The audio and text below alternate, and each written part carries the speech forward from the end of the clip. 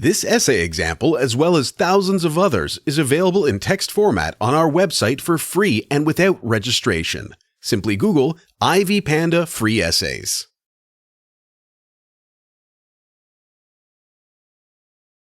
Gender inequality is a global issue where men and women enjoy different levels of representation in various spheres of life.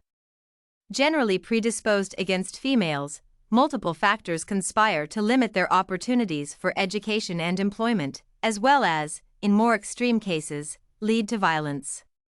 The causes of such inequality can stem from biology, culture, and technology. This essay will examine some of the causes that affect the gap in the treatment of men and women and its ramifications, particularly regarding developing countries. One particular metric that will be used is female labor force participation, FLFP.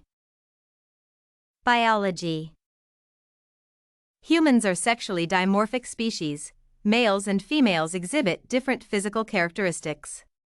While these differences have led to often oppressive cultural norms, they are impossible to reject. Large parts of developing nations are pre-industrial, where individuals do not receive any education and primarily work in agricultural jobs as unskilled workers. The labor efficiency in such jobs affects the roles available to men and women. For instance, some regions of India have soil that is more suitable for deep tillage and, therefore, the use of plows, heavy tools that require upper body strength to operate. As a consequence of this, in parts of India with soil suitable for deep tillage, there is lower FLFP and a more male-skewed sex ratio. In these regions, men had a physical advantage, which led to their higher representation in the labor force and positions of power.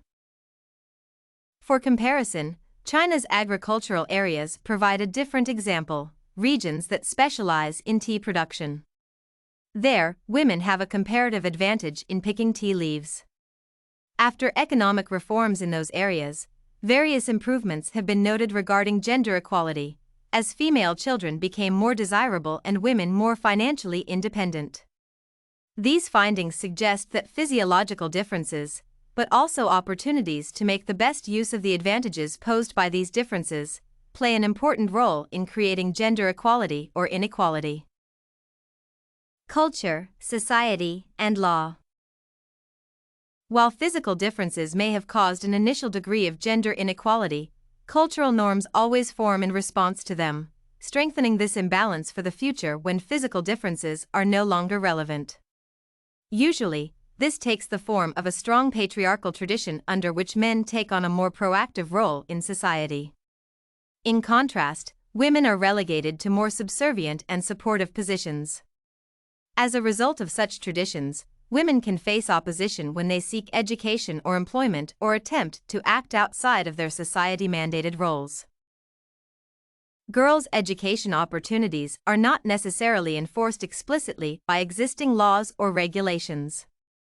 The choice to educate a child is primarily made by their parents, according to social and cultural norms.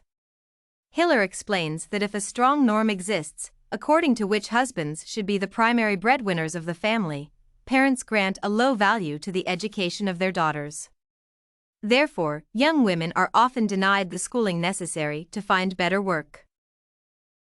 Tradition and religion still play a significant part in women being underrepresented. While laws may be proposed that seek to create opportunities for women, they are turned down for such reasons. Nigeria is one such country, where customary and religious arguments were the major justifications put forward by local legislators for their rejection of bills to promote women's rights and gender equality. This legislative issue reinforces the existing inequality, keeping women in a disadvantaged position. Technology and infrastructure. The points listed above concern pre-industrial societies, but as they develop, technology and improvements to infrastructure present new circumstances that can increase gender equality. As women tend to be engaged in various domestic chores in such cultures, making said chores easier and more efficient frees up their time. For instance, work such as fetching firewood and water is generally performed by women, therefore, providing plumbing and electric heating will disproportionately free up women to work outside the home more or enjoy more leisure. This change, in turn, would allow them more opportunities for education or work. Advances in medicine are another change that improves women's opportunities, mainly when it concerns obstetrics. Jayachandran notes that childbearing is not only more common in developing countries, it is also more dangerous. It has been observed that improvements in this area in several countries reduced maternal mortality and complications at childbirth that might have had long-term effects. This change led to an increase in women's ability to return to work after giving birth.